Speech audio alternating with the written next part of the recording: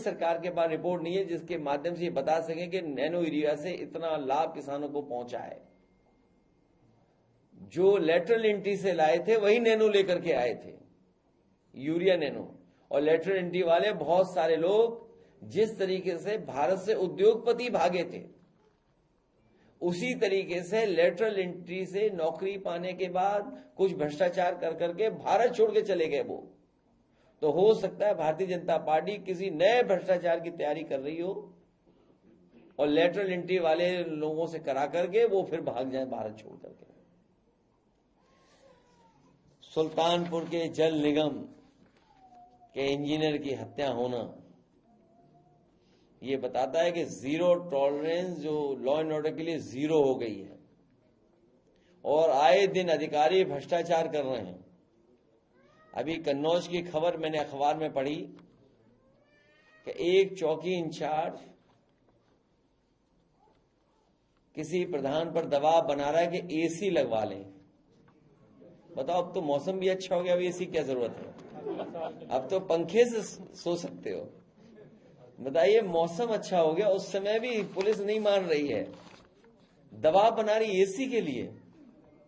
यह है इनका जीरो टॉलरेंस करप्शन का।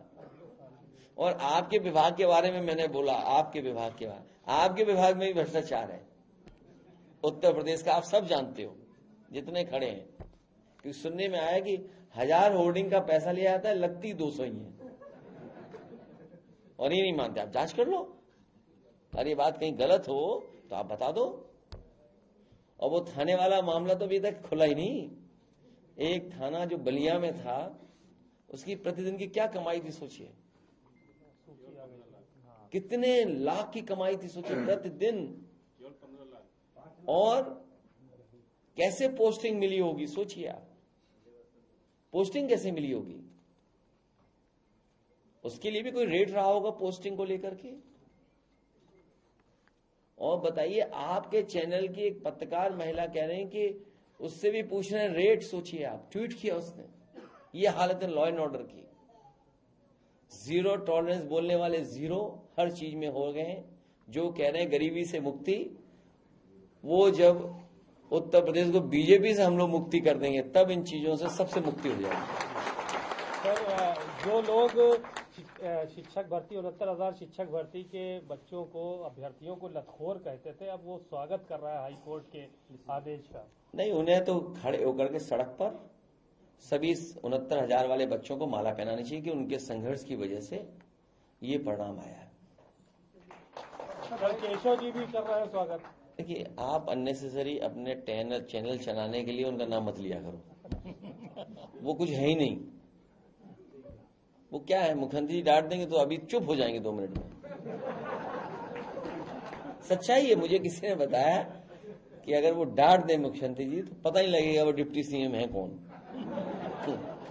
और नहीं मानते, आप पता कर लेना। सर, 19,000 जो लोग हाईकोर्ट का इम्प्लीमेंट करेंगे तो उसमें 19,000 लोगों को बाहर करने देखिए ये हाँ, मेरे बहुत महत्वपूर्ण बात है जो बात आप कह रहे हो। मैं इस बात को थोड़ा सा पीछे ले जाता हूं।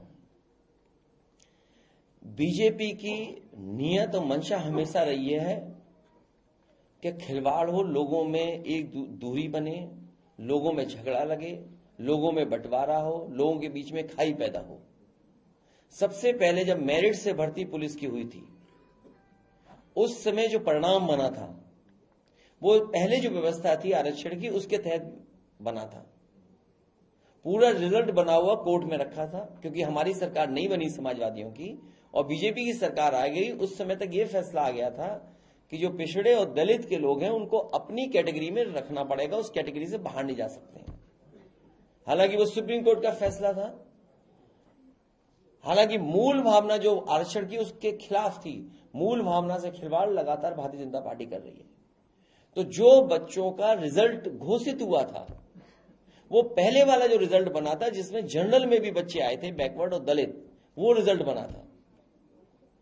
4 दिन बाद रिजल्ट बदल दिया बीजेपी की सरकार ने और उन्होंने कहा कि नई जो व्यवस्था सुप्रीम कोर्ट के माध्यम से आई है उसके माध्यम से रिजल्ट बनेगा।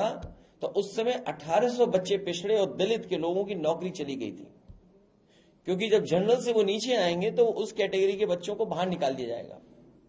तो ये जितना कुछ घोटाला और घपला किया है, इस सरकार की जिम्मेदारी है।